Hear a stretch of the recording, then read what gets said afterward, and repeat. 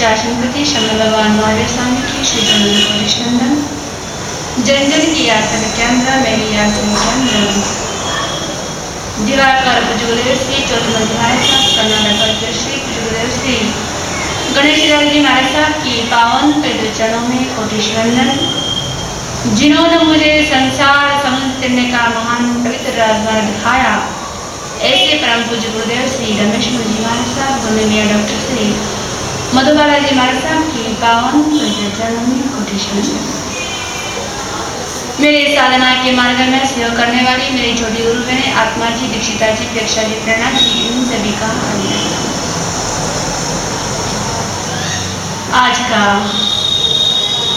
पर्युषण पर्व का तीसरा दिन, नई उत्साह, नया उमंग, नई स्फूर्ति लेकर के हमारे जीवन के अंदर ये पर्युषण पर्व का तृतीय दिवस आया है। तृतीय दिवस के ऊपर हम चर्चा करें सेवा धर्म सर्वोपरि। जीवन के अंदर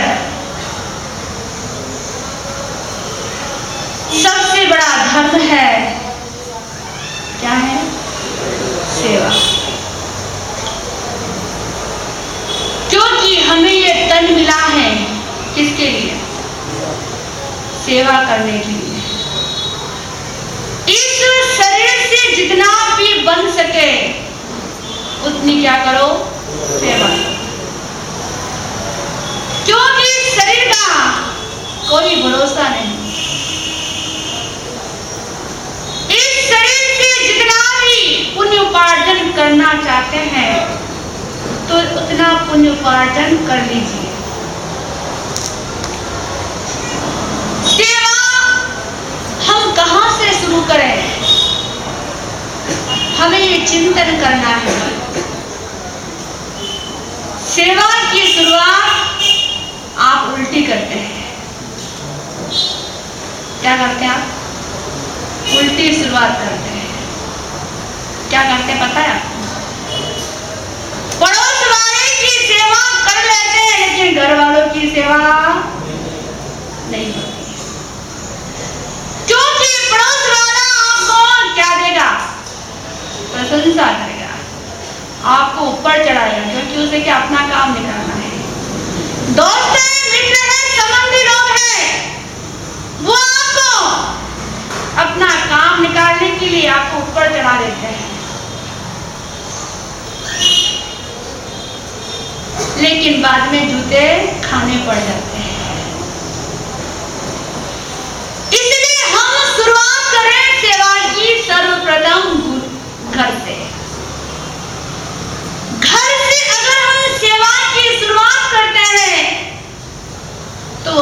हमेशा के लिए आपके लिए आशीर्वाद बन जाती है।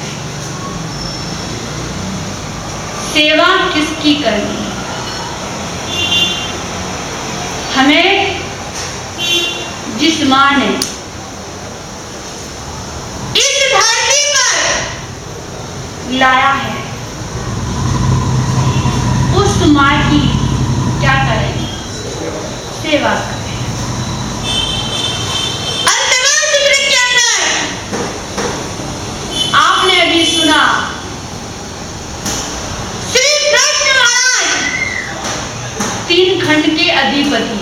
कितने? 3 खंड के अधिपति। उनका नियम था कि सवेरे उठते ही अपनी माताओं के चरणों में नमस्कार करना।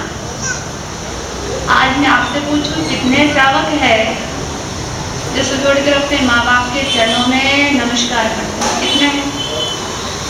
हाथ तो ऊंचे करें, कम से कम हाथ कर ऊंचे करने भी तो आपसे हैं? इतने ही है। देखिए,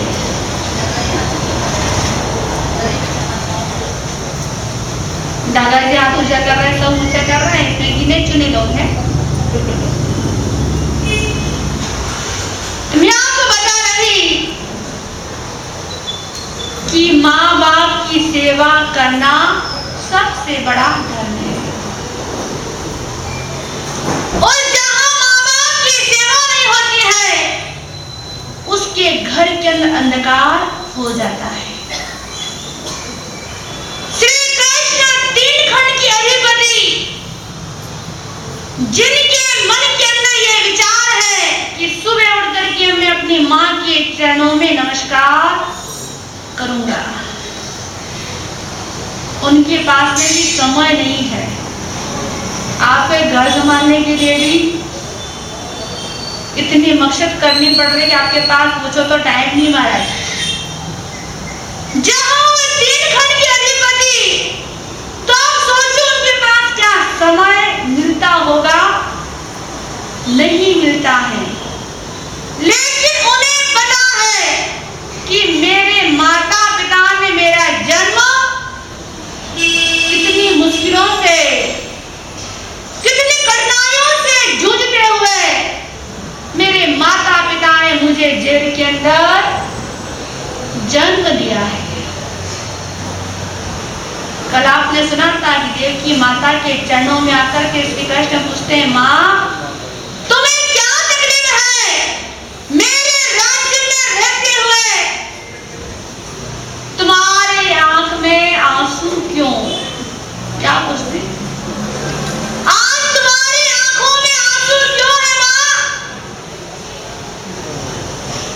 क्या सोच करके श्री देव की माता कहती हैं, बेटा मैंने 8-7 पुत्रों को जन्म दिया, लेकिन किसी का भी लालन पालन नहीं किया। श्री कृष्ण ने क्या कहा? मैं बच्चा बन जाता हूं। उन्होंने अपना रूप बाल रूप कर लिया, माता के सामने खड़ा करने लगे और अपनी नटखट कला करने लग गए। माँ से कहा मुझे दूध पीना है। माँ ने कटोरा भर करके दूध रख दिया। श्री कृष्ण कहते हैं बहुत मीठा हो गया, इसमें से क्या कहा? शक्कर को निकाल दे। क्या कहा? शक्कर को निकाल दे। देव की महारानी हंसने लग गई। जो उदासी छाई हुई थी, उदासी हट गई। कहती है, बेटा ऐसा नटखट करने से अब मजा नहीं आता। मैं इससे खुश नहीं हूँ, मुझे तो तेरा छोटा भाई और चाहिए। क्या क्या उन्होंने माँ के लिए क्या किया? माँ की आंख के आंसू रोकने के लिए उन्होंने 8 भक्त तेरा किया। आप क्या करते हैं? क्या करते हैं? स्थानक में माता पिता को लेकर आना तो शर्म आती है। एक कुत्ते की डोरी आप पकड़ सकते हैं, लेकिन माँ बाप का हाथ थामने में आपको शर्म आती है। जिस माता ने आपकी आंखों से आंसू गिरने नहीं दिए, तनिष्ठ बच्चा रोता है, तुरंत माँ उसकी इच्छा पूरी कर देती है, और आप अपनी माँ के आंसू सुखाने की बजाय उन्हें रोने के लिए मजबूर कर देते हैं। जिस माता ने हमें सूखे में सुलाया और स्वयं गीले में सोई, आज उस माता की आंखों के अंदर आंखों में नमी है, आंसू है। क्यों? जो माता पिता 5 संतानों का भरण पोषण कर सकते हैं, लेकिन आज एक माँ बाप को पालना 5 बेटे मिलकर के भी नहीं रख सकते। वो कहता तू सेवा करना, वो कहता तू सेवा करना। धन का बंटवारा करने के लिए सबसे पहले पहुंच जाते हैं कि कहीं कमी नहीं रह जाए, लेकिन माँ बाप की सेवा करने के लिए हम क्यों कतराते हैं? जिस माता ने हमें बोलना सिखाया, उस माँ को आज बेटे क्या कहते हैं कि तुम चुप रहो। क्यों? क्या उन्हें बोलना नहीं आता? उनके भी दिल की भावना है, उनके भी दिल के विचार है, वो भी अपने दिल के भावना आपके सामने रखना चाहते हैं, लेकिन आपके पास में एक शब्द है, नो टाइम। क्या है? मेरे पास व्यर्थ की बातें सुनने का समय नहीं है।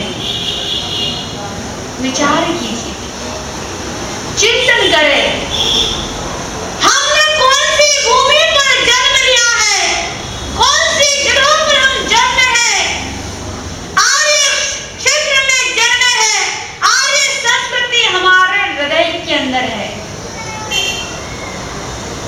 और जहां माँ पिता का सम्मान होता है, वही बेटा पूजा जाता है। आप अपेक्षा करते हैं कि हम अच्छे माता पिता बने, तो अच्छे पुत्र बनने की भी कोशिश कीजिए। अगर हम अच्छे पुत्र बन रहे हैं, हम भी भविष्य के लिए सुख का साम्राज्य स्थापित कर सकते हैं। एक बार एक स्कूल के अंदर बच्चों से कहा कि श्रवण कुमार के ऊपर तुम्हें निबंध लिखना है। क्या लिखना? निबंध लिखना है, क्योंकि श्रवण कुमार हमारे इस भारत में ही पैदा हुए हैं, जिन्होंने अपने माता पिता के लिए अपने अरमानों की भी कुर्बानी कर दी। तो आप उस श्रवण कुमार के बारे में अपने विचार व्यक्त करके लिख करके दो। निबंध एक बच्चे ने लिखा, बड़ा सुंदर था। उसने लिखा, श्रवण कुमार ने बचपन से ही किसका दूध पिया? माँ का दूध पिया है। दूसरी बात, श्रवण कुमार ने माँ का दूध पीने से उसे अपनी माँ का कर्जा चुकाना था, इसलिए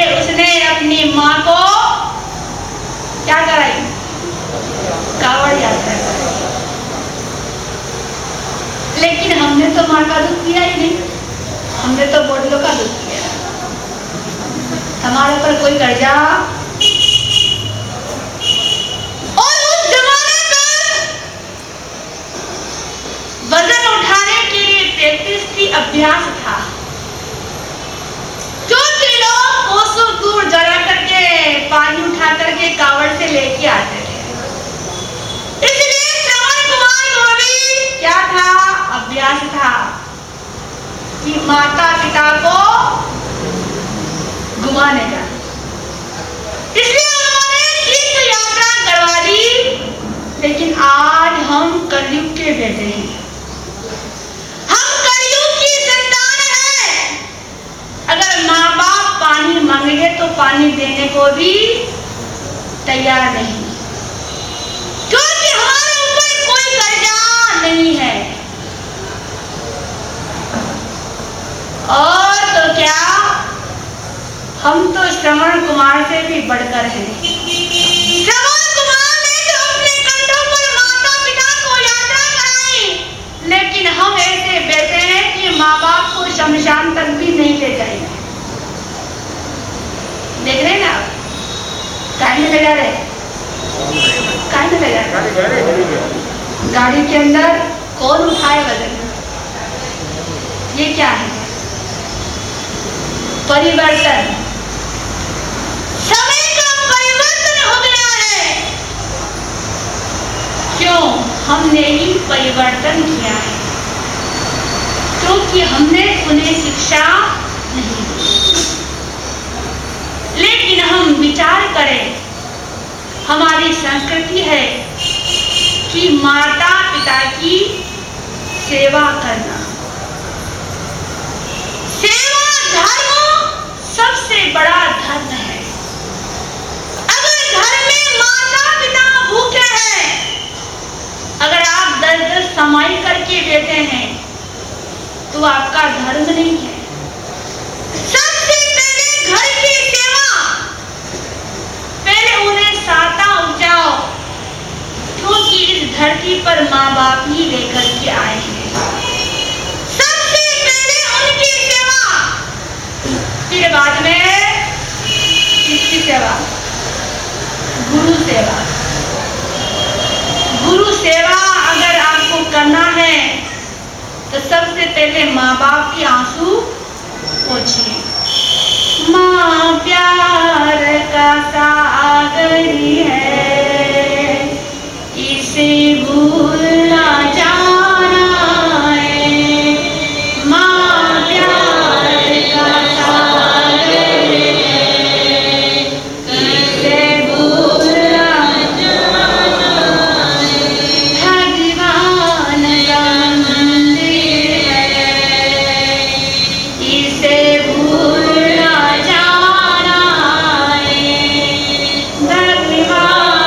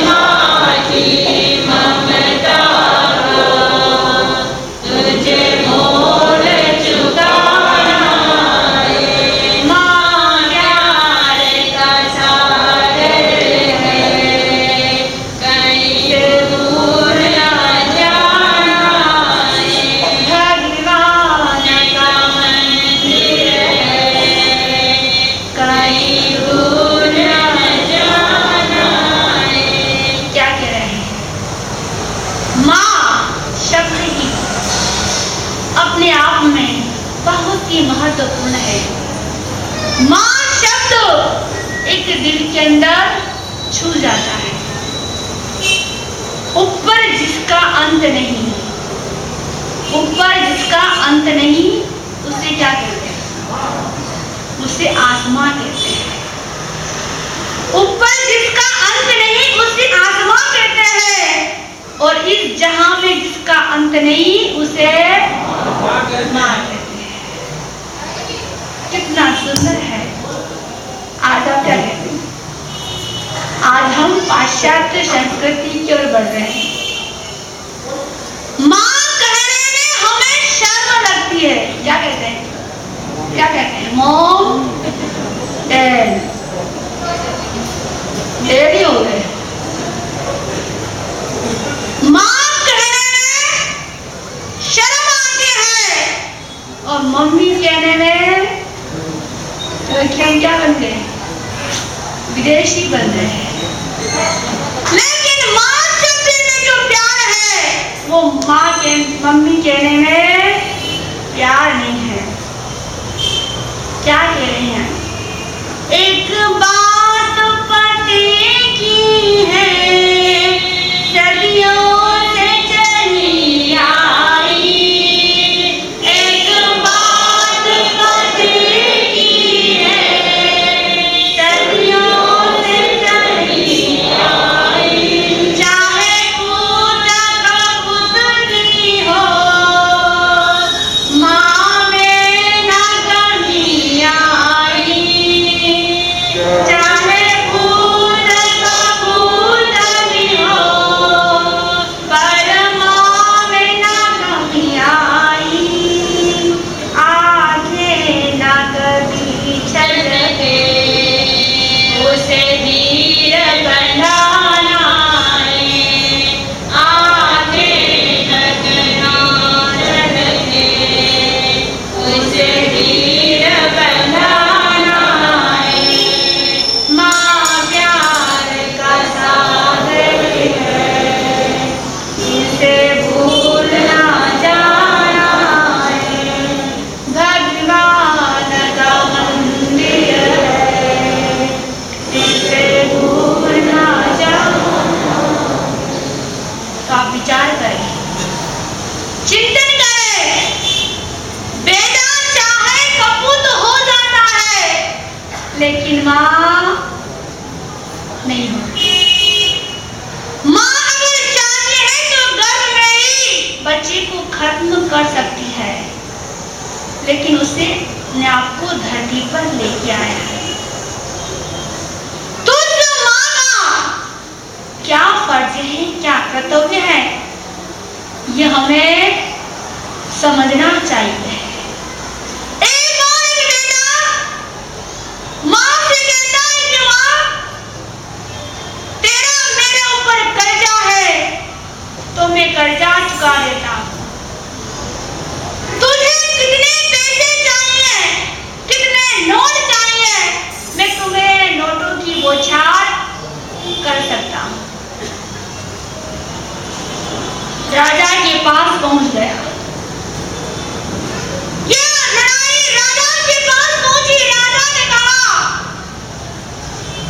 कि अगर माँ का कर्जा चुकाना है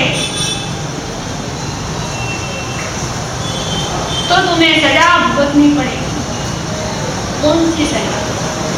जिस माँ ने तुम्हें 9 महीने तक पेट में रखा, तुम्हें 9 घंटे तक चमड़े के अंदर रहना पड़ेगा।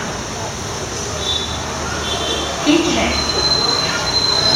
चमड़ा मंगाया, चमड़ा गर्म करके उस बेटे के ऊपर लपेट दिया, पूरा उसके अंदर पैक कर दिया, बंद हो गया। सभा के अंदर माँ बैठी हुई देख रही है, बेटे की तरफ बेटा चिल्ला रहा है। वो माँ दर्द के मारे पहुंच गई राजा के पास में कि महाराज मेरे बेटे को छोड़ दीजिए, मुझे अपने बेटे का कर्ज नहीं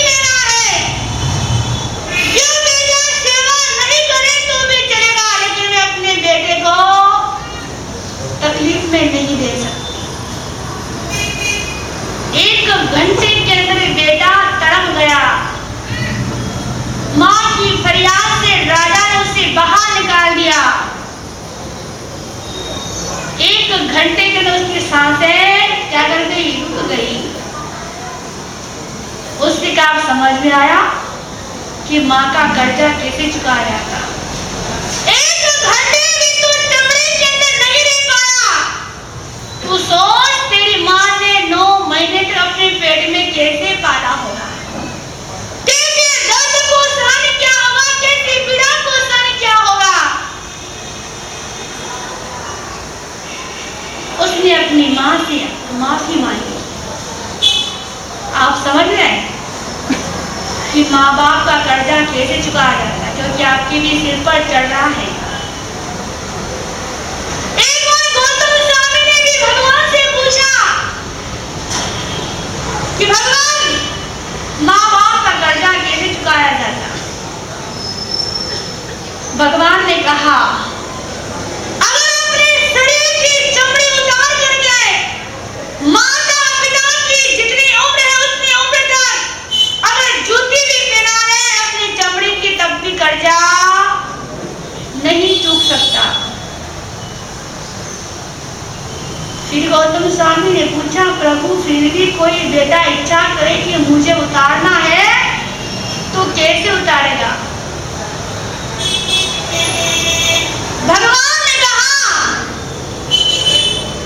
वह बेटा जो अपने माता पिता को मौका आने पर सेवा करे और सेवा के साथ में उनकी इच्छा है कि मुझे धार्मिक स्थानक में जाना है, मुझे सामायिक करना है, मुझे पोषित करना है, मुझे प्रतिक्रमण करना है, संत के दर्शन करना है, चाहे लाख पैसा पानी की तरह बहा जाए, अगर वो बेटा धर्म के मार्ग में माँ बाप को लेकर के आता है तो अपना कर्जा उतार सकता है।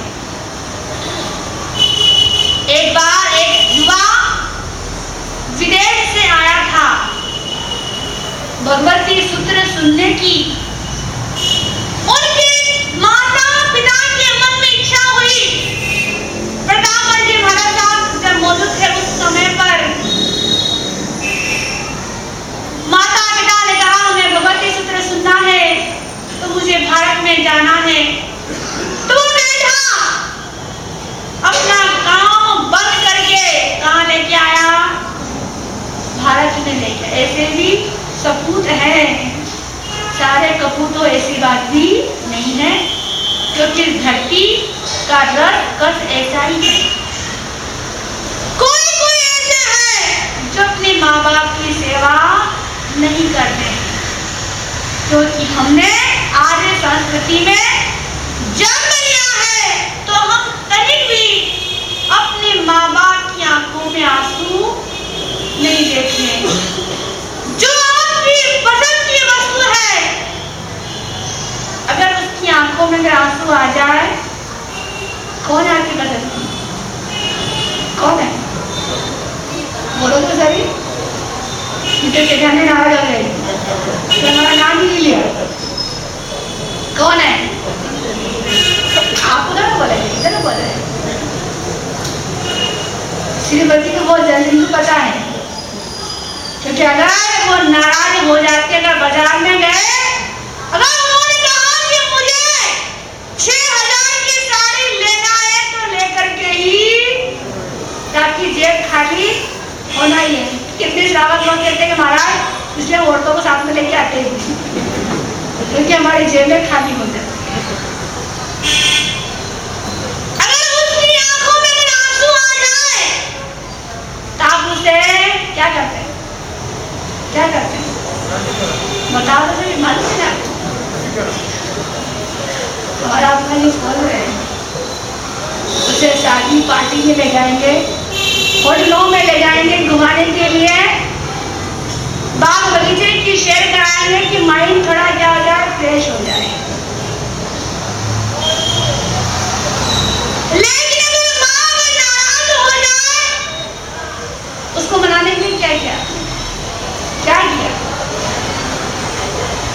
दिन भर हो जाए तो माँ की तरफ देखने के लिए नहीं जाएंगे। ये हमारा स्वार्थ है।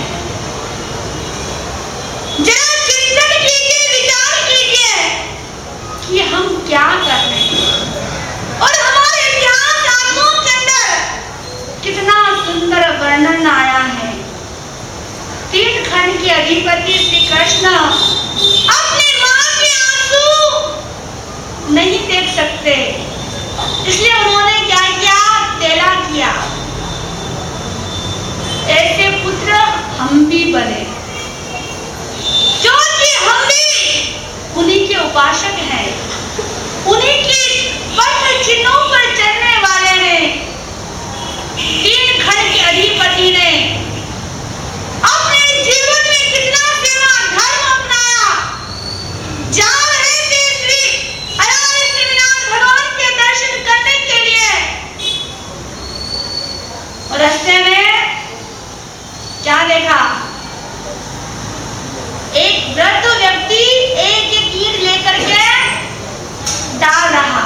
उसे देख करके उन्होंने क्या किया? हाथी पर बैठे बैठे ही एक उठा के फेंक दिया। और आपको पता है जो बड़े करते हैं उसका अनुसरण सब करते हैं, और सबने एक उठा करके ईंट फेंक दी। सारी ईंटें एक मिनट में, एक घंटे के अंदर हो गई। ये तीन खंड की अधिपति की सेवा की भावना है। तो हम भी सेवा की भावना दिल में रखें और सेवा करने का प्रयास करें, तो आज हमारा बोलना सार्थक होगा।